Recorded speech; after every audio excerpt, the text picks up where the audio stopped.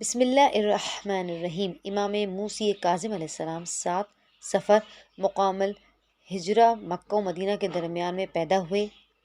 امام موسی کاظم کو کاظم اس لیے کہتے ہیں کہ آپ غصے کو پی جاتے تھے۔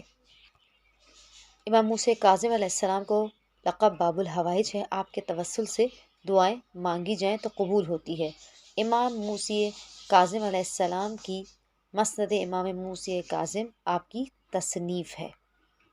آپ کے بہت زیادہ القابات ہیں۔ کاظم، عبدالصالح، نفس زکیہ، صابر، امین اور باب الحوائج مشہور ہے۔ امام موسی کاظم علیہ السلام کے بابا کا نام امام جعفر صادق علیہ السلام اور والدہ محترمہ کا نام حمیدہ خاتون ہے۔ امام موسی کاظم علیہ السلام کی کل اولاد 19 بیٹے اور 18 بیٹیاں ہیں۔ امام موسی کاظم علیہ السلام کل 14 برس قید خانے میں رہے۔ امام موسی کاظم علیہ السلام کی شہادت 25 رجب 183 ہجری کو بغداد میں ہوئی۔ عراق میں موسی کاظم علیہ السلام کو ہارون رشید نے قید کیا۔ بغداد میں موسی کاظم علیہ السلام کو ہارون رشید نے قید کیا۔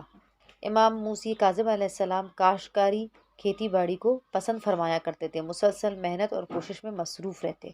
امام موسی کاظم علیہ السلام نے اپنے صحابی علی بن یقطین کو وضو کا طریقہ بتایا اور بادشاہ کے شر سے بچایا۔ امام موسی کاظم علیہ السلام کو قید سے جب رہائی ملی، جب ہارون رشید کو آپ خواب میں نظر آئے تو اس نے رہا کر دیا اور اس کے بعد دوبارہ آپ کو قید 20 شوال 170 ہجری میں کیا گیا۔ امام موسی کاظم علیہ السلام کو تجہیز و تکفین امام رضا علیہ السلام باجازت تشریف لائے، نماز جنازہ ہوئی، انہیں دفن کیا گیا۔ امام موسی کاظم علیہ السلام نے صفوان جوان کو فرمایا کہ جو بچہ اب میرے گھر سے باہر آئے اس کی ہر بات پر معرفت اللہ سے پر ہو، وہی میرے بعد امام ہوگا۔ اتنے میں امام موسی کاظم علیہ السلام تشریف لائے اور ان کے پاس بکری کا بچہ رہا جسے کہہ رہے تھے اپنے رب کو سجدہ کر۔